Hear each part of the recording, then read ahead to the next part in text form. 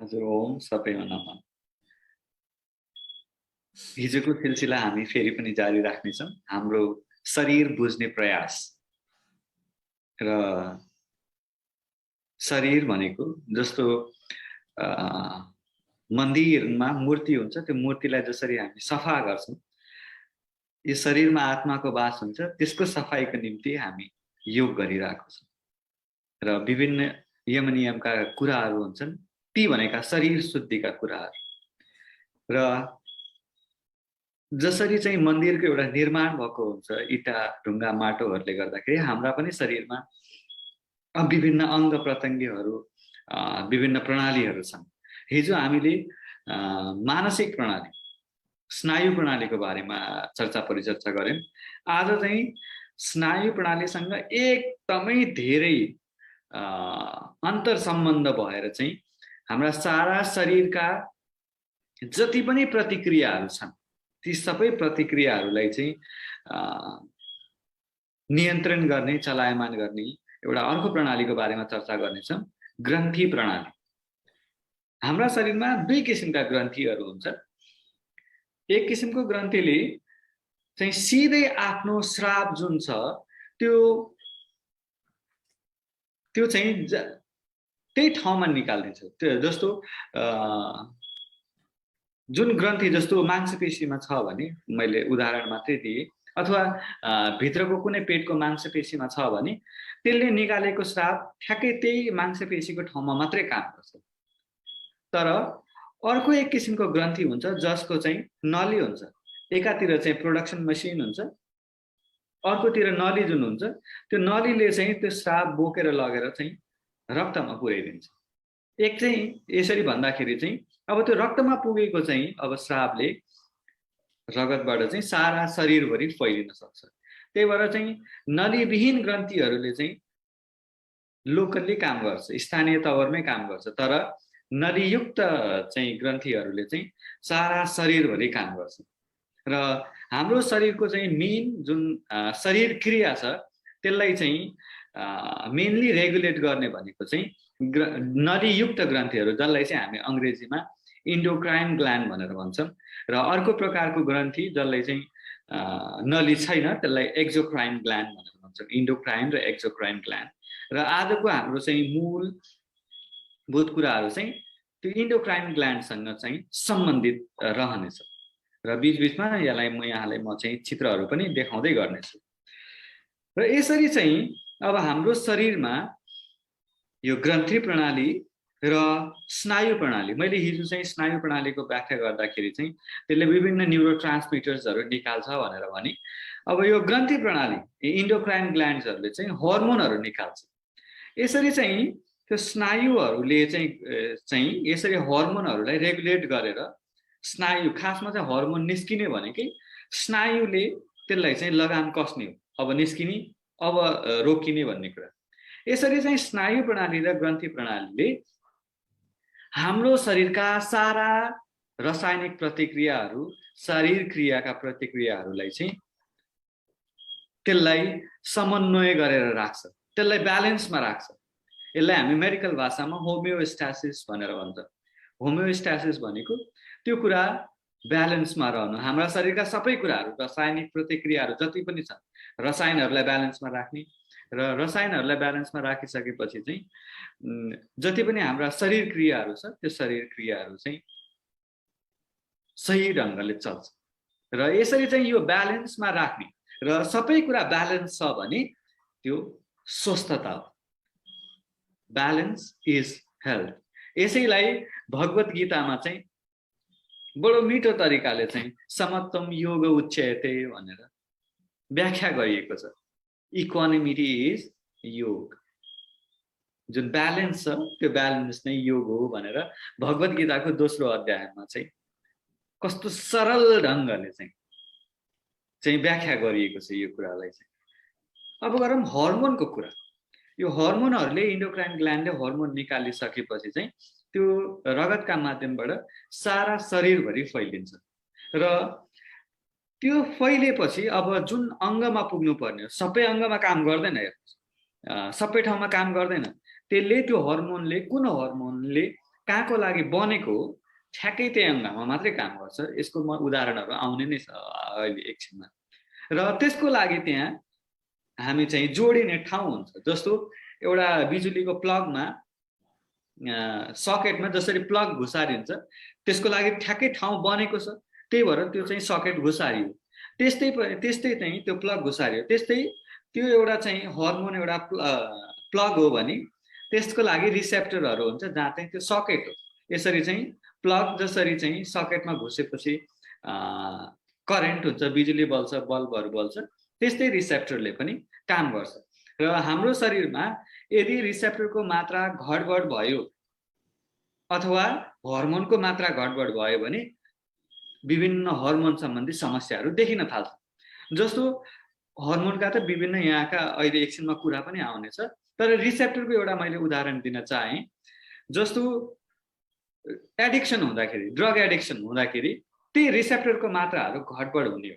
र त्यसपछि चाहिँ अरू पनि हुन्छ के न्युरोट्रान्समिटर्सहरू पनि घटबड त हुन्छ, तर मेनली चाहिँ रिसेप्टर्सहरूको मात्रा घटबड भइरहेको हुन्छ, जसले गर्दाखेरि एडिक्सनतिर जाने टेन्डेन्सिजहरू भइरहेको हुन्छ। जस्तो हेरोइनको मर्फिनको एडिक्सन हुँदाखेरि ती रिसेप्टर्सहरू घटबड हुने। र यो हर्मोन्सहरूले एकछिनमा हामी इन्डिभिजुअल हर्मोनको पनि कुरा गर्नेछौँ। यो हर्मोनहरूले सारा हाम्रो शरीरको जस्तो उपाप चयन भनेर भन्छौँ हामी, मेटाबोलिजमदेखि ऊर्जाको ब्यालेन्स गर्नेदेखि है, अनि विभिन्न हाम्रा मांसपेशीहरूलाई चलायमान गर्नेदेखि लिएर ग्रन्थीहरूलाई चलायमान गर्नेदेखि लिएर यी सबै कामहरू चाहिँ हर्मोनले गर्छ। अब यस्तो यो ग्रन्थीहरू चाहिँ कता कता चाहिँ बसिरहेको छ त हाम्रो शरीरमा। म एउटा चित्र देखाउँछु। टाउकोदेखि तलसम्मको भागमा यसरी हेर्दै जाँदाखेरि यो ग्रन्थीहरू चाहिँ यसमा हेर्नुभयो भने यो टाउकोमा हिजो पनि अलिकति थोरै व्याख्या भएको थियो, हाइपोथालामस र पिट्युटरी ग्रन्थी, पाइनियल ग्रन्थी पनि हुन्छ टाउकोमा। घाँटीमा थाइरोइड र पाराथाइरोइड, र अलिकति तल आइसकेपछि थाइमस ग्रन्थी पनि हुन्छ यहाँनिरपट्टि, यो चित्रमा छैन। र अब पेटमा आइसकेपछि एड्रिनल ग्रन्थी, यो प्याङ्क्रियास ग्रन्थी, र हामी यो चाहिँ महिलाहरूमा चाहिँ ओभरी र पुरुषहरूमा चाहिँ टेस्टिस। योले पनि यो टेस्टिस र ओभरी खासमा त प्रजनन सम्बन्धी अङ्गहरू हो, तर यसले हर्मोन पनि निकाल्ने कामहरू गर्छ है। यसको चाहिँ हामी फेरि प्रजनन प्रणाली पढ्दाखेरि चाहिँ त्यसमा मुख्यतः यसको चर्चा परिचर्चा गरौँला। र अब चाहिँ हामी चाहिँ आज चाहिँ मुख्यतः यी अङ्गहरूले चाहिँ, यी सबै ग्रन्थीहरूले कसरी काम गर्छ, यसको कामहरू के हो भन्ने कुरा र त्यसको चाहिँ योगसँग सम्बन्धको बारेमा चर्चा परिचर्चा गर्नेछौँ। र हिजो चाहिँ मैले चाहिँ स्नायु प्रणालीको व्याख्या गर्दाखेरि यो जुन सुषुम्ना छ स्पाइनल कर्ड, त्यसको एकातिरबाट 31 अर्कोतिरबाट 31 जोडी स्नायुहरू निस्किन्छ भनेर भनेको थियो। र त्यो स्नायुहरू चाहिँ एकअर्कासँग जोडिन्छन्, फेरि छुट्टिन्छन्, जोडिन्छन्, छुट्टिन्छन्, र विभिन्न अङ्गहरूलाई चाहिँ त्यो स्नायुले चाहिँ पछि चाहिँ त्यसलाई चाहिँ इनर्भेसन भनेर भन्छन्। त्यसलाई चाहिँ विभिन्न अङ्गहरूमा चाहिँ ती स्नायुहरू जोडिन्छन्। र यसरी यहाँनिर हेर्नुहुन्छ भने त्यो स्नायुहरूले ढाडबाट, सुषुम्नाबाट निस्किसकेपछि विभिन्न प्लेक्ससहरू बनाउँछ। यसरी चाहिँ यो एउटा जालो जस्तो हुन्छ। जस्तो सबैभन्दा तलपट्टि मूल भागमा चाहिँ यसरी जालोहरू अलि माथि यसरी मुटुको छेउतिर घाँटीमा यसरी चाहिँ विभिन्न जालोहरू हुन्छ, जसलाई चाहिँ हामी यो जालोहरूमा यदि ऊर्जाको आवामण्डल निर्माण भयो भने त्यसलाई चाहिँ हामी चक्र भनेर भन्छौँ। जस्तो मूलाधार, स्वादिष्ठान, मणिपुर, अनाहत, विशुद्धि, आज्या र सहस्रार चक्र। यसरी चाहिँ यसमा चाहिँ अष्टचक्रको 7वटा मात्रै देखाएको छ, खासमा चाहिँ अष्टचक्रहरू हुन्छ। यसरी चाहिँ यो विभिन्न नर्भ प्लेक्ससहरूले विभिन्न ऊर्जाको आवामण्डल बन्दाखेरि त्यो ऊर्जाको आवामण्डललाई हामीले चक्रको नामाकरण गरेको। यो त एउटा स्नायुको पर्सपेक्टिभबाट भयो। र मैले अघि के भने भन्दाखेरि सबै ग्रन्थीहरूलाई यो स्नायुहरूले चाहिँ एकदमै धेरै मजाले चाहिँ त्यसमा कनेक्सन भएको हुन्छ यो स्नायुहरूको।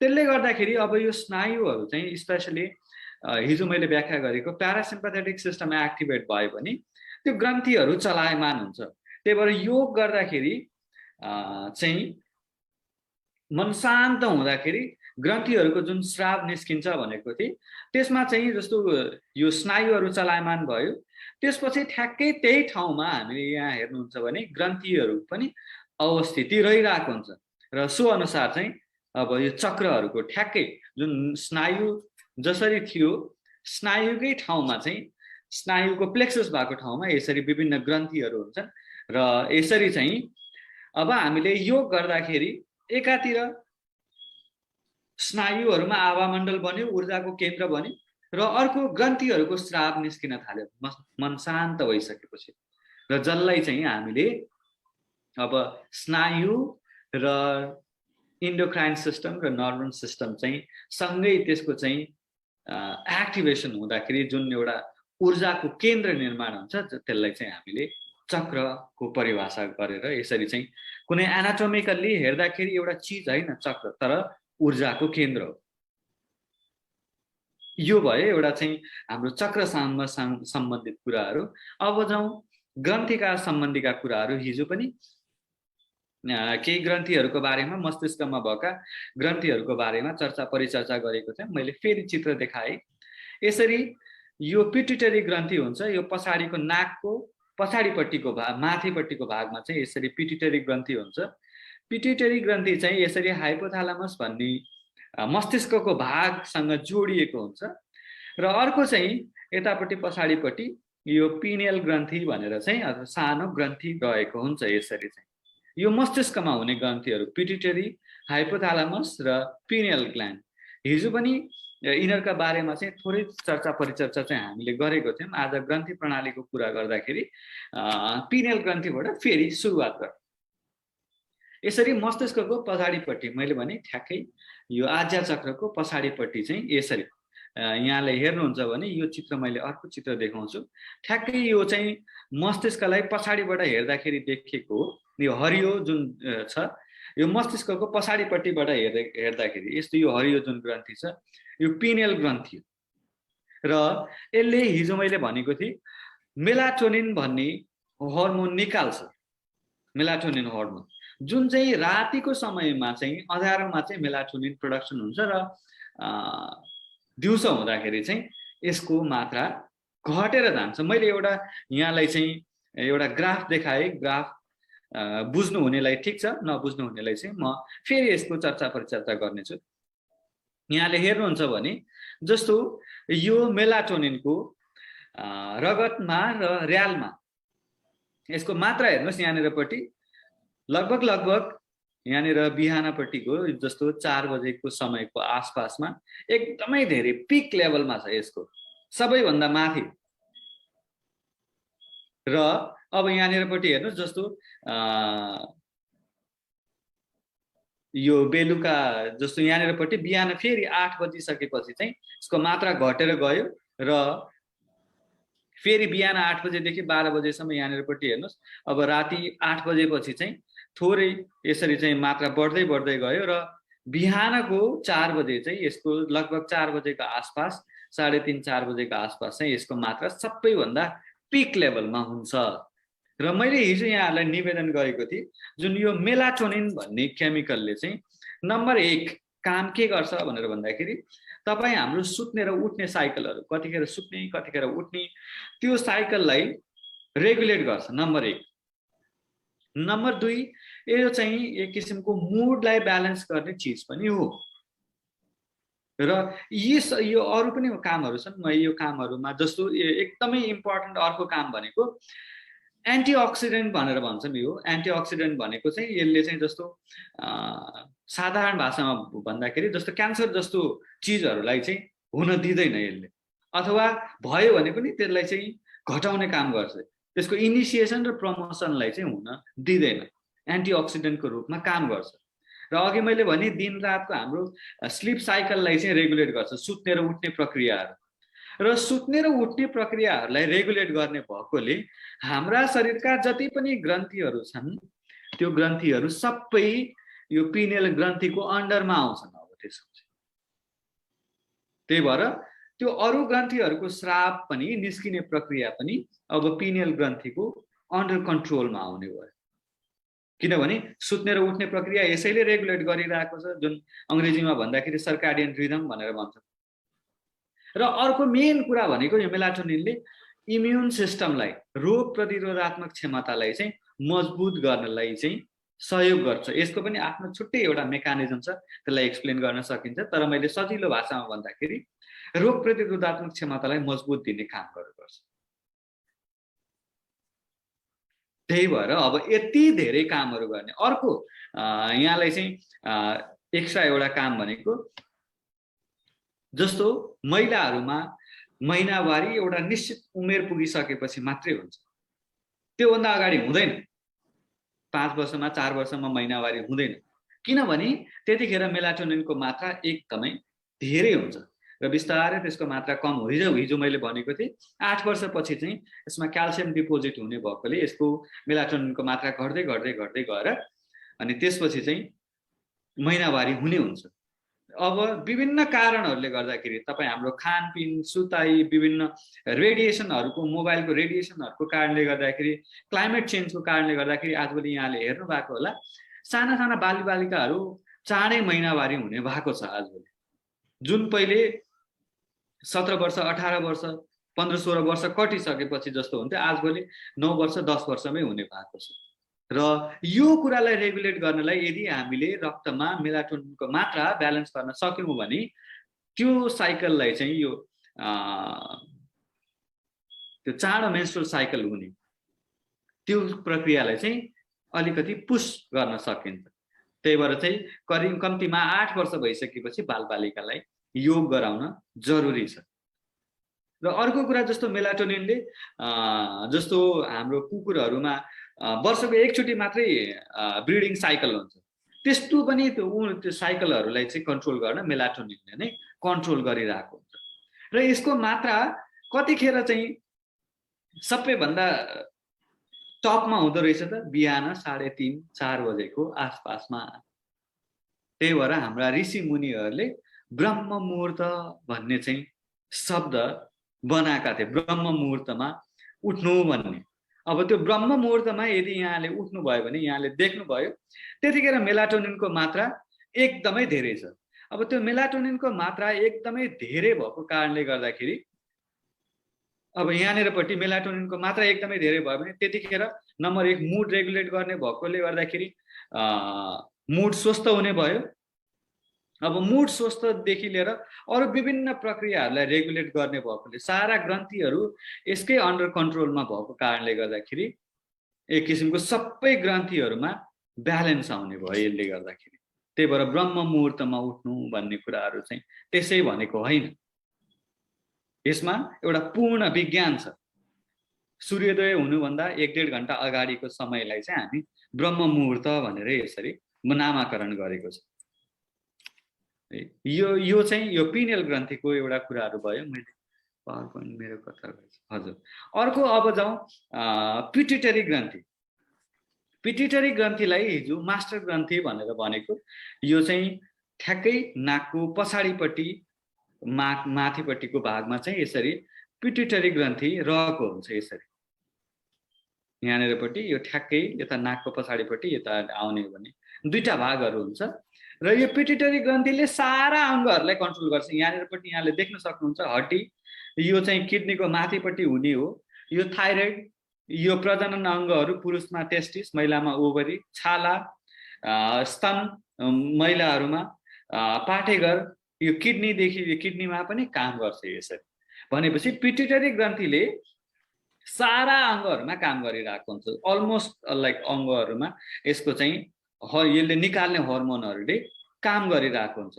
र यो आफू चाहिँ यो हाइपोथालामस भन्ने जुन पार्ट छ ब्रेनको, त्यसको कन्ट्रोलमा रहिरहेको हुन्छ। जस्तो यहाँनिरपट्टि हेर्नुहोस्, डर लाग्यो भने डर मस्तिष्कमा भयो, यो हाइपोथालामसले थाहा पायो र डर लागेपछि पिट्युटरी ग्रन्थीलाई निर्देशन दिएर अब किडनीको माथिपट्टि रहेको यो एड्रिनल ग्रन्थीबाट अब कर्टिसोल निस्किन्छ, स्ट्रेस, तनाव हुने बित्तिकै यसरी है। भनेपछि यो पिट्युटरी ग्रन्थीले सारा ग्रन्थीहरूलाई चाहिँ रेगुलेट गरेर राखिरहन्छ। अब यहाँनिरपट्टि मैले अर्को चित्र छ कि छैन, हजुर यो एउटा चित्र छ यहाँनिर, यही चित्रमा पनि यहाँले देख्न सक्नुहुन्छ पिट्युटरी ग्रन्थीमा चाहिँ एकदमै धेरै रक्तनलीहरू हुन्छ, विशेष त अगाडिपट्टिको पिट्युटरी ग्रन्थीमा चाहिँ रक्तनलीहरू थुप्रो धेरै हुन्छ। यसरी चाहिँ यो रक्तनलीहरू हुन्छ, यसमा चाहिँ रक्तनलीहरू। त्यही भएर चाहिँ नम्बर 1 हामीले चाहिँ पिट्युटरी ग्रन्थीलाई स्वस्थ राख्नलाई त्यसमा रक्त प्रवाहहरू बढाउन सक्यौँ भने त्यसको एक किसिमको होमोस्टासिस ब्यालेन्स हुन सक्छ, नम्बर 1। अब त्यसको लागि चाहिँ सर्वाङ्ग आसन, शीर्षासनहरू जस्तो आसनहरू गर्नुभयो भने। अर्को मैले भने जस्तो सिधै मस्तिष्कको कन्ट्रोलमा हुने भएकोले गर्दाखेरि अब मस्तिष्कलाई ब्यालेन्समा राख्नलाई प्राणायाम र ध्यानहरू ब्यालेन्समा राख्यौँ भने त्यो माध्यमबाट पिट्युटरी ग्रन्थीलाई ब्यालेन्समा राख्न सकिने भयो। अर्को कुराहरू भयो। यसरी चाहिँ अब पिट्युटरी ग्रन्थीलाई ब्यालेन्समा राख्दाखेरि सारा अरू ग्रन्थीहरूलाई हामीले ब्यालेन्समा राख्न सक्ने भयो। बडो इम्पोर्टेन्ट ग्रन्थी छ, सानो ग्रन्थी तर यति धेरै काम लाग्दो भएकोले गर्दाखेरि यसलाई मास्टर ग्ल्यान्ड भनेर भनेको छ। र यो चाहिँ मस्तिष्कको हाइपोथालामस र पिनेल ग्ल्यान्डको कन्ट्रोलमा हुन्छ र त्यसले गर्दाखेरि अब हामीले मस्तिष्कलाई चाहिँ प्राणायाम र ध्यानबाट मस्तिष्कका चाहिँ ब्यालेन्स राख्न सक्ने भयो भने पिट्युटरी ग्रन्थीबाट निस्किने जति पनि हर्मोन र त्यसले कन्ट्रोल गर्ने ग्रन्थीहरूलाई हामी ब्यालेन्समा राख्न सक्ने भयो। नम्बर 1। अब आउँ घाँटीमा। घाँटीमा चाहिँ ग्रन्थीहरू हुने भनेको चाहिँ थाइरोइड र प्याराथाइरोइड ग्रन्थी। यसरी घाँटीमा चाहिँ यसरी चाहिँ यो रुद्रघण्टी जुन हुन्छ त्यसको ठ्याक्कै मुनिपट्टि यो अङ्ग्रेजीको एच अक्षर जस्तो यो थाइरोइड ग्रन्थी हुन्छ र थाइरोइड ग्रन्थीको पछाडिपट्टि यो 4वटा पहेँलो जस्तो यो प्याराथाइरोइड ग्रन्थी हुन्छ, एकदमै सानो सानो। यो थाइरोइड ग्रन्थीको आफ्नै चाहिँ वजन हेर्नुहुन्छ भने यो धेरै ठुलो हुँदैन, 30 ग्राम जति मात्रै हुन्छ, तर रक्त प्रवाह चाहिँ एकदमै मजाले हुन्छ यसमा। यहाँनिर मैले यो देखाउँछु, यहाँनिरपट्टि चाहिँ यहाँले हेर्न सक्नुहुन्छ यो ग्रन्थीलाई चाहिँ रक्त प्रवाह चाहिँ एकदमै मजाले चाहिँ यो माथिपट्टि जाने रक्तनलीहरूले रक्त प्रवाहमा एकदमै मजाले गरेको हुन्छ। अब त्यही भएको कारणले गर्दाखेरि विभिन्न योगासनहरू गर्दाखेरि थाइरोइड ग्रन्थीलाई सबलीकरण हुने त्यही भएर। जस्तो यो रक्त नलीहरू एकदमै धेरै छ र घाँटी निरस भएकोले गर्दाखेरि अब विभिन्न आसनहरू र विभिन्न क्रियाहरू त्यसको पछाडि प्याराथाइरोइड ग्रन्थी पनि भएकोले गर्दाखेरि अब त्यसलाई चलायमान बनाउनलाई, जस्तो अहिले भर्खरै गर्नुभयो सिंहासन गर्नुभयो, उज्जाई प्राणायाम गर्दाखेरि अब यो चलायमान हुने भयो। अर्को चाहिँ जस्तो आसनहरूमा जस्तो सर्वाङ्ग आसनहरू गर्दाखेरि अब जस्तो हलासनहरू गर्नुभयो, अनि जस्तो मत्स्यासन गर्नुभयो है, अनि जस्तो अब यहाँले सूक्ष्म प्राणायामहरू गर्नुहुन्छ यो ग्रीव सञ्चालन आसन। यसरी चाहिँ यसलाई चाहिँ मोबिलिटी दिनुभयो भने चाहिँ त्यहाँ रक्त सञ्चार बढेर जाने भयो। र अर्को कुरो हिजो मैले चाहिँ यो कपाल रन्ध्र धौती गर्दाखेरि यसरी जुन मुभमेन्ट गर्ने कुरा गरेको थिएँ, यसरी मसाज पनि गर्नुभयो भने अब यसको चाहिँ मसाज हुँदाखेरि यसमा रक्त प्रवाहहरू बढेर जाने गर्दाखेरि यसको चाहिँ हिलिङ हुने प्रोसेस स्टार्ट हुन्छ, जसले गर्दाखेरि थाइरोइडसँग सम्बन्धित समस्याहरू एकदमै धेरै विकराल रूपमा देखिरहेको छ। अहिले चाहिँ हर घरमा समस्या जस्तो थाइरोइड समस्याहरू देखिरहेको। र यो जुन थाइरोइड ग्रन्थी छ यो किन इम्पोर्टेन्ट छ, यति महत्त्वपूर्ण किन छ भनेर भन्दाखेरि तपाईँ हाम्रो शरीरको चाहिँ जुन मेटाबोलिजमको रेट छ यो थाइरोइड हर्मोनले रेगुलेट गर्छ। त्यही भएर यहाँले हेर्नु भएको होला थाइरोइड ग्रन्थीको थाइरोइडको मात्रा चाहिँ अब हाइपरथाइरोइडिजम भएको छ भने शरीरको तापक्रम एकदमै धेरै बढेर जान्छ, किन मेटाबोलिजम हाई भयो, त्यसले गर्दाखेरि ऊर्जा धेरै उत्पन्न भयो, ताप उत्पन्न भयो, तातो भएर गयो। हाइपोथाइरोइडिजम छ भने मान्छे चिसो हुन्छ, एकदमै ब्लड टेम्परेचरहरू लोवर डाउन भएको हुन्छ। यसले भनेपछि यहाँले बुझ्न सक्नुहुन्छ हाम्रो शरीरको जुन मेटाबोलिजमको प्रक्रिया छ यो चाहिँ थाइरोइड ग्रन्थीले रेगुलेट गर्ने काम गर्छ है। त्यस्तै ग्रोथ र डेभलपमेन्ट पनि विकास प्रक्रियालाई चाहिँ रेगुलेट गरिरहेको हुन्छ है। अब मेटाबोलिजमलाई रेगुलेट गर्ने भएकोले तपाईँ हामीले खानेकुराहरू जस्तो कार्बोहाइड्रेट प्रोटिनहरूलाई चाहिँ त्यसलाई चाहिँ मेटाबोलाइज गर्ने काम पनि गर्छ है। जस्तो कोलेस्ट्रोलहरूलाई पनि मेटाबोलाइज गर्ने कामहरू गर्ने भयो है। यसरी चाहिँ यहाँले चाहिँ समष्टिगत रूपमा बुझ्नु पर्दाखेरि हाम्रो शरीरको मेटाबोलिजमलाई चाहिँ स्टिमुलेट गर्ने काम गर्छ। त्यति मात्रै होइन, अर्को इम्पोर्टेन्ट रोल पनि छ। हाम्रो शरीरमा क्याल्सियमको मात्रा चाहिँ जुन हड्डीहरूमा क्याल्सियमको मात्रालाई चाहिँ डिपोजिट गराउँछ, त्यही भएर हड्डीहरू बलियो भएर जान्छ। त्यही भएर अब चाहिँ यदि थाइरोइड ग्ल्यान्ड गडबडी छ भने अब हड्डीहरू कमजोर हुन थाल्छन् त्यसपछि चाहिँ, किनभने थाइरोइड ग्ल्यान्डले T3 T4 त्यो थाइरोक्सिन हर्मोन मात्रै निकाल्दैन, क्याल्सिटोनिन भन्ने हर्मोन पनि निकाल्छ, जसले गर्दाखेरि क्याल्सियमको मात्रा चाहिँ हड्डीमा चाहिँ सप्लाई गरिरहेको हुन्छ, हड्डी मजबुत हुन्छ यसरी गर्दाखेरि है। र अघि भने जस्तै जुन मेलाटोनिनको चाहिँ बिहान एकदमै धेरै पिक भएको थियो, थाइरोइड हर्मोन पनि बिहानी पख चाहिँ त्यसको मात्रा पिक हुन्छ। यहाँनिरपट्टि मैले फेरि एउटा चित्र देखाएँ, बिहानपट्टि पनि थाइरोइड हर्मोन चाहिँ यसरी पिक अवस्थामा हुन्छ।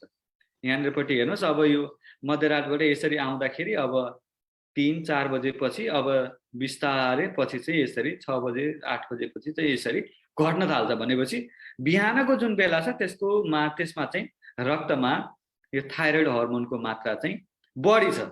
अब यहाँले ब्रह्म मुहुर्तमा उठेर योग गर्नुभयो भने, जुन मान्छे मोटो मान्छेहरू हुनुहुन्छ, वेट घटिरहेको छैन भने ब्रह्म मुहुर्तमा उठेर योग गर्दाखेरि थाइरोइड हर्मोनको मात्रा त धेरै छ, मेटाबोलिजम गराउँछ मैले अघि भनिसकेँ, जसले गर्दाखेरि कार्बोहाइड्रेट प्रोटिन फ्याटहरू जति स्टोर भएको छ त्यो युज हुन थाल्छ। किनभने त्यतिखेर त पेट खाली हुन्छ, ऊर्जा चाहियो, ऊर्जा चाहिने भएकोले गर्दाखेरि स्टोर भएको चिजहरू युज हुन थाल्छ। त्यही भएर ब्रह्म मुहुर्तमा योग गर्नु र बिहान 10 बजे गर्नु 11 बजे गर्नु फरक छ, त्यसको इफेक्टिभनेसमा फरक आउँछ। किन? हर्मोनहरूको जुन साइकल अनुसार चाहिँ मैले रिलेट गर्दै यहाँलाई चाहिँ एक्सप्लेन गरिरहेको छु यो कुरा। र अर्को चाहिँ यो थाइरोइड ग्रन्थीकै पछाडिपट्टि चाहिँ प्याराथाइरोइड छ। प्याराथाइरोइडले पनि चाहिँ रक्तमा क्याल्सियम, जस्तो थाइरोइडले चाहिँ हड्डीमा क्याल्सियम ब्यालेन्स गर्छ भने प्याराथाइरोइडले चाहिँ अब हड्डीबाट क्याल्सियमहरूको मात्रा निकालेर रक्तमा क्याल्सियमको मात्रा ब्यालेन्स गर्ने कामहरू गरिरहेको छ यसरी।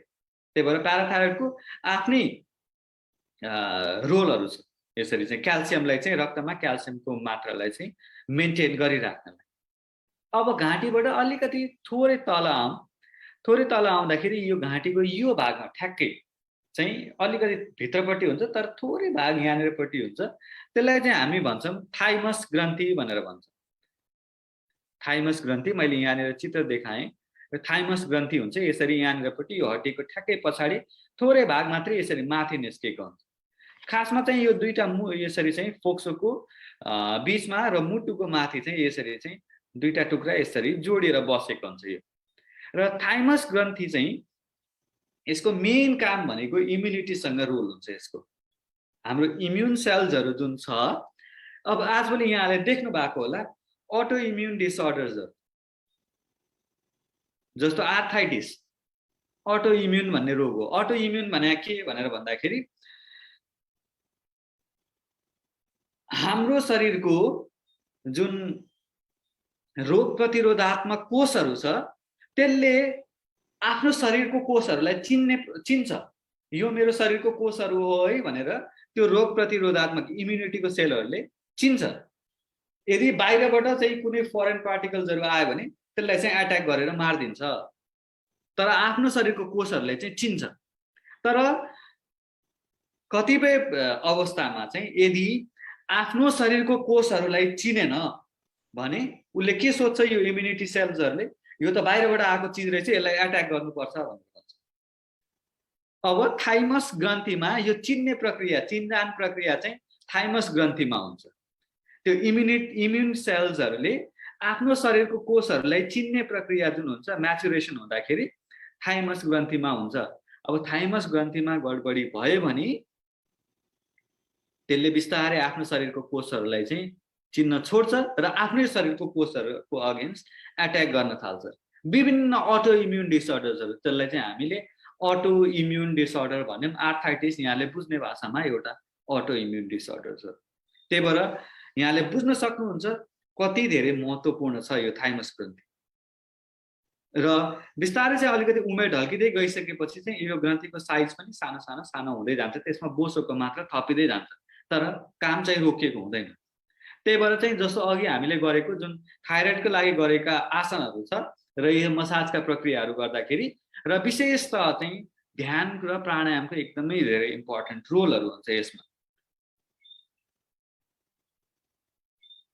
खासमा त त्यो यो भनेको आफ्नो शरीरलाई आफैले घृणा गरेको हो नि। एक किसिमको इम्प्याथीको भावना यहाँले मस्तिष्कमा ल्याउन थाल्नुभयो भने पोजिटिभिटी यसको चाहिँ थाइमस ग्रन्थीमा पनि बिस्तारै पर्न थाल्छ यसरी। र यो अटो इम्युन डिसअर्डर्सहरूको मात्रामा चाहिँ कतै न कतै चाहिँ ध्यान र प्राणायामको पनि रोलहरू यसरी हुन्छ। अघिका विभिन्न आसनहरूका कुराहरूदेखि लिएर अरू कुराहरू ध्यान र प्राणायामहरू पनि जोडिन्छन्। अब आउँ पेटमा। र पेटमा आइसकेपछि सबैभन्दा एउटा महत्त्वपूर्ण ग्रन्थि हुन्छ जसलाई चाहिँ हामी एड्रिनल ग्रन्थि भनेर भन्छौँ। यो चाहिँ एड्रिनल ग्रन्थि किडनीको माथिपट्टि हुन्छ, दायाँ बायाँ। र यो एड्रिनल ग्रन्थीले विभिन्न केमिकल्सहरू निकाल्छ, थुप्रो धेरै केमिकल्सहरू, जस्तो पिसाबको मात्रालाई रेगुलेट गर्ने अथवा ब्लड प्रेसरलाई रेगुलेट गर्ने भनौँ, एल्डोस्टेरोन। तपाईलाई तनाव हुँदाखेरि निस्किने हर्मोन कोर्टिसोल भनेर भन्छ। र अर्को चाहिँ महिलाहरूमा पनि पुरुषको हर्मोनहरू हुन्छ, जस्तो जसलाई चाहिँ हामी एन्ड्रोजन भनेर भन्छौँ। त्यो पुरुषमा मात्रै एन्ड्रोजन हुँदैन, महिलाहरूमा पनि एन्ड्रोजन हुन्छ। जस्तो काखीका रौँहरू पलाउने कामहरू त्यही एन्ड्रोजनको सहायताले भइरहेको हुन्छ, त्यो पनि यही एड्रिनल ग्रन्थीले निकाल्छ। र अर्को चाहिँ तनाव हुँदाखेरि अथवा उत्तेजित हुँदाखेरि निस्किने केमिकलहरू कोर्टिसोल जस्तै एड्रिनल र एड्रिनालिन र नन एड्रिनालिन पनि यही ग्रन्थीले निकाल्छ। त्यही भएर हेर्नुहोस् एकदमै धेरै व्यापक इम्पोर्टेन्ट छ। किडनीको माथिपट्टि दुईटातिर सानो छ, तर फङ्सनको आधारमा हेर्दाखेरि एकदमै धेरै इम्पोर्टेन्ट। मस्तिष्कमा तनाव भयो, मस्तिष्कले पिट्युटरी ग्रन्थीलाई हराउँछ, पिट्युटरी ग्रन्थीले चाहिँ एड्रिनल ग्रन्थीलाई हराएर यसरी कोर्टिसोल निस्के। यसरी भनेपछि यो त्यो पिट्युटरी ग्रन्थीकै कन्ट्रोलमा छ अथवा मस्तिष्ककै कन्ट्रोलमा रहिरहेको छ। अब यो ग्रन्थीलाई चाहिँ समत्वमा राखिरहनलाई नम्बर 1 मस्तिष्कको अवस्था ठिक हुनु पर्यो, स्थित प्रज्ञ, इक्वानिमिटी हुनु पर्यो नम्बर 1। र अर्को कुरो त्यसमा चाहिँ हामीले रक्त सञ्चालन गर्यौं भने, अब रक्त सञ्चालनहरू विभिन्न आसनहरूबाट, जस्तो कपालमाथि यसरी गर्नुभयो भने त्यो रक्त सञ्चार चाहिँ त्यसको प्रेसर चाहिँ इफेक्ट भएर मुटुबाट जाने नली हुन्छ, पछि हामी रक्त सञ्चार पढ्दाखेरि पढ्छौँ, त्यो नलीमा प्रेसर अप्लाई गरेर त्यहाँ रक्त सञ्चार प्रभाव हुने भयो। जस्तो मण्डुकासनहरू गर्नुभयो भने त्यहाँ रक्त सञ्चार प्रभाव हुने भयो। किडनीलाई पनि किडनीमा पनि हुन्छ, किडनीको माध्यमबाट किडनी सँगसँगै एड्रिनल ग्रन्थीमा पनि सँगसँगै प्याङ्क्रियाजमा पनि यसरी रक्त प्रवाहहरू हुन्छ, जसले गर्दाखेरि त्यो ग्रन्थीहरूलाई शुद्धिकरण हुन्छ, त्यो ग्रन्थीहरू चाहिँ हिलिङ प्रोसेस स्टार्ट हुन्छ त्यहाँनिरपट्टि। एकदमै धेरै इम्पोर्टेन्ट छ। त्यो गडबडी हुने बित्तिकै थुप्रा धेरै चिजहरू गडबडी हुन थाल्छ। जस्तो कोर्टिसोलको मात्रा बढ्ने बित्तिकै तपाईँको इम्युन सिस्टम स्वाट्टै ठप्प भइदिन्छ। त्यही भएर जस्तो जाँचको बेला कतिपय बच्चाहरूलाई गर्मीको बेला पनि रुगा लागिरहेको हुन्छ, किनभने जाँचको बेला तनाव भयो, तनाव हुने बित्तिकै कोर्टिसोल निस्क्यो, कोर्टिसोल निस्किने बित्तिकै इम्युन सिस्टम सप्रेस भयो, भाइरस र ब्याक्टेरिया त उही वरिपरि नै छ नि, तर त्योसँग लड्नलाई त हाम्रो इम्युन क्षमता छ। त्यही भएर चाहिँ हामी प्रोटेक्टेड भएर बसिरहेको छौँ। लाखौं वर्षदेखि ह्युम्यानिटी सर्भाइभ भइरहेको छ। यस्ता कोरोनाहरू जस्ता थुप्रा धेरै रोगहरू पहिले पनि आए, तर ह्युम्यानिटी सर्भाइभ भयो किन भन्दाखेरि हाम्रो इम्युन सिस्टम छ। त्यही भएर चाहिँ मेन इम्पोर्टेन्ट भनेको आफ्नै गोलीगट्टा जुन छ त्यसलाई मजबुती गर्नु पर्यो। त्यसको लागि नम्बर 1 कोर्टिसोलको मात्रा चाहिँ ब्यालेन्समा राख्दाखेरि इम्युन सिस्टम सप्रेस हुँदैन। इम्युन सिस्टमलाई एक्टिभेट गर्नलाई अरू पनि विभिन्न कुराहरू छन्, त्यो चाहिँ आगामी दिनहरूमा चाहिँ हामी थप जोड्दै जाउँला। र यो कोर्टिसोलको मात्रा हेर्नुस्, अब बिहान जुन छ, बिहानको अवस्थामा चाहिँ कोर्टिसोलको मात्रा कम हुन्छ। ब्रह्म मुहुर्तमा कोर्टिसोलको मात्रा चाहिँ रक्तमा कम हुन्छ। एकातिर हेर्नुस् थाइरोइड जस्तो मेलाटोनिन जस्तो केमिकल्सहरूको मात्रा चाहिँ पिक लेभलमा छ, तर त्यतिखेर चाहिँ तनाववाला जुन केमिकल छ कोर्टिसोल त्यसको मात्रा चाहिँ कम हुन्छ। अब कोर्टिसोलको मात्रा कम छ भने तपाईँ स्वतः स्ट्रेस कम भएको अवस्थामा हुनुभयो, त्यतिखेर इम्युन सिस्टमले राम्रोसित काम गर्न सक्ने भयो त्यतिखेर। त्यही भएर ब्रह्म मुहुर्तमा उठ्न जरुरी छ। मैले अघि पनि भने ब्यालेन्स इज हेल्थ, र ब्यालेन्स भनेको चाहिँ इन्डोक्राइन सिस्टम र नर्भस सिस्टमको ब्यालेन्सले हाम्रो शरीरको सारा होमोस्टासिस मेन्टेन गरिरहेको हुन्छ, र त्यसलाई ब्यालेन्समा राख्नलाई नम्बर 1 कुरा भनेको ब्रह्म मुहुर्तमा उठ्नु। योगका त आफ्ना कुराहरू भइ नै हाले, ब्रह्म मुहुर्तमा उठ्ने बित्तिकै विभिन्न हर्मोनहरू ब्यालेन्समा आउन थाल्छन्। 24 घण्टालाई 30 वटा मुहुर्तहरूमा डिभाइड गरेका छन्, र बिहानको 4:15 अथवा 4 बजेदेखिको समयबाट ब्रह्म मुहुर्त सुरु हुन्छ यसरी। त्यही भएर ऋषि मुनिहरूले यसरी चाहिँ मुहुर्तलाई प्रतिपादन गरेका हुन्, त्यसको नाम ब्रह्म भनेर त्यसै राखे हैनन् त्यो 30 वटा मुहुर्तहरू मध्ये। र अब आउँ पेटमै भएको अर्को ग्रन्थि प्याङ्क्रियाज भनेर भन्छौँ। यो धेरै यहाँले सुनिराख्नु भएको नाम। प्याङ्क्रियाजले इन्सुलिन निकाल्छ। अब त्यो इन्सुलिनले चाहिँ रक्तमा भएको चाहिँ ग्लुकोजलाई चाहिँ कोषहरूमा पठाएर त्यो ग्लुकोजलाई चाहिँ युटिलाइज गर्छ।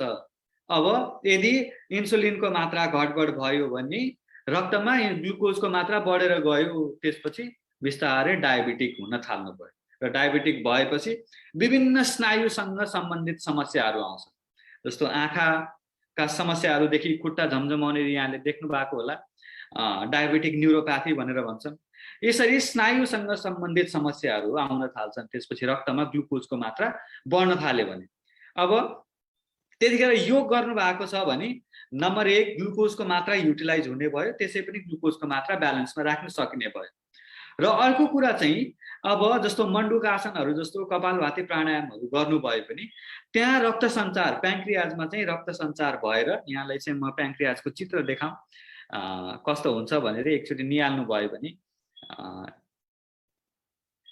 यहाँलाई अझै रमाइलो हुन्छ होला। यसरी चाहिँ यो चाहिँ यस्तो आकारको हुन्छ यो पहेँलो, यसले निकाल्ने ग्रन्थि चाहिँ यो हाम्रो सानो आन्द्रामा यसरी डुडेनम भन्ने पार्टमा चाहिँ यसरी निस्किन्छ, र खाना निस्किसकेपछि यसको स्रावहरू पनि यसरी चाहिँ यो सानो आन्द्रामा चाहिँ यसले चाहिँ निस्किने पदार्थहरू चाहिँ यसमा निकाल्छ, र खानाको लाई डाइजेस्ट गर्नेदेखि लिएर इन्सुलिनले पनि ग्लुकोजलाई युटिलाइजेसन गर्ने हेल्प गर्छ। अब यसरी चाहिँ मण्डुकासन कपालभाती प्राणायामहरू गर्दाखेरि यसमा चाहिँ जुन कोषहरू हुन्छ त्यो कोषहरूमा स्टेम सेल्सहरू भन्छ। स्टेम सेल्स भनेको एक किसिमको स्टोर भएको सेलहरू, रिजर्भ सेलहरू, जसलाई चाहिँ हामीले एक्टिभेट गर्न सक्यौँ भने त्यो मृत भएको कोषमा चाहिँ कन्भर्ट हुन सक्छ। जस्तो डायबिटिज भएको मान्छेहरूमा बिटा सेल्स भनेर भन्छन्, त्यसले प्याङ्क्रियाजमा हुने बिटा सेल त्यसले इन्सुलिन निकाल्छ। अब त्यो बिटा सेलको मात्रा घट्दै घट्दै गयो भने मान्छे डायबिटिक हुन थाल्छ। तर योगहरू गर्नुभयो भने आसनहरू विभिन्न आसनहरू गर्न थाल्नुभयो भने त्यो स्टेम सेल्सहरूमा रक्त सञ्चार र अक्सिजनको मात्रा प्रपरली सप्लाई हुने कारणले गर्दाखेरि त्यो स्टिमुलेट भएर डिजेनरेट भएको सेल्सहरू पनि रिजेनरेट हुन थाल्छ। यसरी डायबिटिक पनि नन डायबिटिक पेसेन्ट्सहरू हुन थाल्छन्। यसरी यसमा विभिन्न जस्तो मण्डुकासन कपालभातीहरूको विशेष लाभ छ। यहाँलाई गुरुहरूले अरू आसनहरूको पनि कुराहरू चाहिँ जोड्नु भएको होला। र यो त भए चाहिँ मुख्य ग्रन्थिहरू। तर यहाँले यसरी ख्याल गर्नुहुन्छ भने हाम्रो शरीरमा अरू पनि साना साना ग्रन्थिहरू छन्, र हरेक कोष आफैमा एक किसिमको हर्मोन निकाल्न सक्छ ग्रन्थिको हिसाबले। जस्तो इन्फ्लामेटरी रेस्पोन्स भनेर भन्छौँ। इन्फ्लामेसन भनेको त खासमा यहाँले सुन्निने प्रक्रियालाई सुन्निनुलाई इन्फ्लामेसन भनेर भन्यौँ। तर यहाँको शरीरमा कुनै फरेन चिज गयो, जस्तो भाइरस गयो भने पनि त्यो कोषमा चाहिँ त्यो इन्फ्लामेटरी रियाक्सन्सहरू हुन्छ। जस्तो दुखाइ हुने एउटा रसायन भनेको प्रोस्टाग्ल्यान्डिन भनेर भन्छ, त्यो हरेक कोषहरूले निकाल्न सक्छ। भनेपछि यसरी हेर्दाखेरि हरेक कोष आफैमा एउटा ग्रन्थि हो, त्यसले रसायन निकाल्न सक्छ। त्यही भएर चाहिँ जस्तो कोभिड भएको मान्छेहरूमा चाहिँ कतिपय मान्छे मर्दाखेरि के भएको हुन्छ, त्यही इन्फ्लामेटरी रियाक्सन्सहरूको हावा हुन्डर आएको, खासमा अरू भएको के होइन। भनेपछि हरेक कोष चाहिँ गडबडी अवस्थामा जान थालेपछि त्यस्ता इन्फ्लामेटरी साइटोकाइन स्ट्रम्सहरू आउँछन्, ती आँधीउरीहरू। अब हरेक कोषलाई चाहिँ हामीले समत्व भावमा राख्दाखेरि यहाँले बिहान उठेर यसरी गर्नुभयो भने एकचोटि श्वास लिँदै यहाँले चाहिँ 2500 ml एक्स्ट्रा अक्सिजन हावा लिन सक्नुहुन्छ। भनेपछि हरेक कोषको मेटाबोलिजम एक्टिभेट हुन थाल्छ, हरेक कोषहरू स्वस्थ हुन थाल्छन्। अनि कोभिड जस्ता भाइरसहरू जति आउँदाखेरि पनि यहाँको आफ्नै ढाल तरुवार तयार छ लड्नलाई। यो एउटा कुरा भयो, हरेक ग्रन्थीले आफ्नै हर्मोन निकाल्न सक्छ। अर्को यो अन्ननली जति पनि छ, अन्ननलीहरूले विभिन्न हर्मोन्सहरू निकालिरहेको हुन्छ, जसले चाहिँ खाना पाचन गर्ने र एब्जर्ब गर्ने कामहरू गरिरहेको हुन्छ। मुटुले पनि हर्मोन निकाल्छ, हेर्नुहोस् है, जसले चाहिँ ब्लड प्रेसरलाई चाहिँ रेगुलेट गरिरहेको हुन्छ। मुटुले निकाल्ने हर्मोनहरूले चाहिँ त्यसले चाहिँ ब्लड प्रेसर रेगुलेट गर्ने काम गर्छ, नम्बर एउटा। अनि अर्को चाहिँ किडनीले पनि हाम्रो शरीरमा हुने रक्त कोशिकालाई चाहिँ मेन्टेन गर्ने काम गर्छ, जसलाई चाहिँ हामी इरेथ्रोपोइटिन भन्ने हर्मोन निकाल्छ, जसले चाहिँ शरीरमा हुने आरबिसी को मात्रा मेन्टेन गर्छ। जस्तो कतिपय मान्छेहरूको हेमोग्लोबिन घटेर श्वास तान्नै गाह्रो भइरहेको हुन्छ।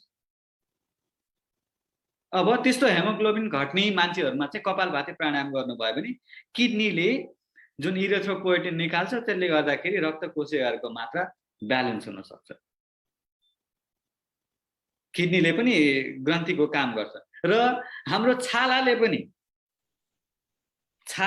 ग्रन्थीको काम गर्छ। छालाले भिटामिन डी निकाल्छ। खासमा त हामीले त बुझ्दाखेरि त सूर्यको प्रकाशमा भिटामिन डी हुन्छ भनेर भन्छ है, तर सूर्यको प्रकाशले भिटामिन डी हुँदैन। त्यसले चाहिँ त्यो सूर्यको प्रकाशले छालालाई चाहिँ स्टिमुलेट गरेर भिटामिन डी निकाल्नलाई सहायता गर्छ र भिटामिन डीले चाहिँ कालान्तरमा गएर चाहिँ जस्तो किडनीहरूमा काम गरेर चाहिँ क्याल्सियम र फस्फेटको मात्रालाई चाहिँ मेन्टेन गर्ने काम गर्छ। यसरी छाला पनि एक किसिमको चाहिँ ग्रन्थि प्रणालीमा हामी गर्न सक्छौँ। यसरी अघि त हामीले मेजर ग्रन्थिहरू हेऱ्यौँ, यसरी हेर्दाखेरि चाहिँ मुटुदेखि लिएर किडनीदेखि लिएर छालादेखि लिएर अन्ननली आफै पनि इन्डोक्राइन ग्रन्थीको रूपमा काम गर्छ। र यो ग्रन्थीको जुन अघि मैले एउटा छुस्स उदाहरण दिँदाखेरि स्ट्रेसको उदाहरण दिएको थिएँ, तनाव हुँदाखेरि मस्तिष्कमा तनाव भयो, हर्मोन निस्कियो, कोर्टिसोल केमिकल निस्क्यो, जसले गर्दाखेरि इम्युनिटी सप्रेस गर्यो भनेर भनेको थिएँ यहाँनिरपट्टि। अब हेर्नुहोस् त, तीनटा कुरा जोडिए यहाँनिरपट्टि। एउटा मस्तिष्क न्युरोन सिस्टमहरू जोडियो, अर्को कुरा ग्रन्थि जोडियो, किनभने त्यसले कोर्टिसोल केमिकल निकाल्यो है, अनि अर्को कुरा इम्युन सिस्टम सप्रेस भयो भनेर भनेको थिएँ। साइकोलोजी, न्युरोलोजी र इम्युनोलोजी। त्यही भएर चाहिँ आजभोलि एउटा नयाँ विधा निस्केको छ, साइको न्युरो इम्युनोलोजी भन्ने कुराहरू। यहाँ यी सबै कुराहरू घनीभूत भएर जोडिन्छन्। यहाँ तपाईँको साइकिक प्रोसेस, तपाईँको न्युरोलोजिकल प्रोसेस र तपाईँको immunological process, psycho neuro immunology भनेर। र यो कुरालाई सङ्गठित रूपमा अब तीनटा कुराहरू सँगसँगै जान्छन्। तपाईँको साइकोलोजी ठिक छ भने तपाईँको न्युरोलोजी ठिक छ, तपाईँको इम्युनिटी ठिक हुन्छ। त्यही भएर योग, ध्यान, प्राणायामहरू गऱ्यौँ भने हामीले यसरी चाहिँ यो साइकोलोजी ठिक हुन्छ, स्थितप्रज्ञ हुने बित्तिकै न्युरोलोजिकल कुराहरू ठिक भयो, हर्मोनल कुराहरू ठिक हुन्छ। धेरैलाई त लाग्ला यसरी ध्यान गर्ने बित्तिकै हर्मोन कसरी ठिक हुन्छ त भन्ने कुरा, तर पूर्ण विज्ञान चाहिँ स्थितप्रज्ञ भन्ने कुराहरू त्यसै आएको होइन। समुत्तम योग उच्यते भन्ने कुराहरू त्यसै आएका होइन, एउटा पूर्ण विज्ञान छ यसमा। र आजै थोरै बहुत हामीले ग्रन्थि प्रणालीसँग रहेको आधुनिक विज्ञान, आधुनिक नभनौँ हाम्रो शरीर विज्ञान र योग विज्ञानलाई चाहिँ जोडेर हामीले केही कुराहरू गऱ्यौँ र यसलाई चाहिँ मैले दुईटै कोणहरूबाट व्याख्या गर्ने प्रयास गरेँ। आशा छ यहाँले थोरै भए पनि सम्झिनु भएको छ होला, कापी कलम भएको भए थोरै भए पनि लेख्नु भएको छ होला। श्रवण मात्रै गर्दाखेरि त अलिकति सम्झिनलाई पछिसम्म सम्झिनलाई अलिक गाह्रो हुन्छ होला। यदि यहाँले चाहनुहुन्छ भने टिपोट गर्दै जानु होला। त्यो गर्दाखेरि यहाँले पछि सहायक शिक्षक भएर चाहिँ फिल्डमा काम गर्दाखेरि यहाँलाई पनि सजिलो हुनेछ र यहाँले सिकेको ज्ञान अरूलाई सिकाउन पनि सहज हुनेछ। यति भन्दै मैले आफ्ना शब्दहरू आजलाई यही विराम दिएँ।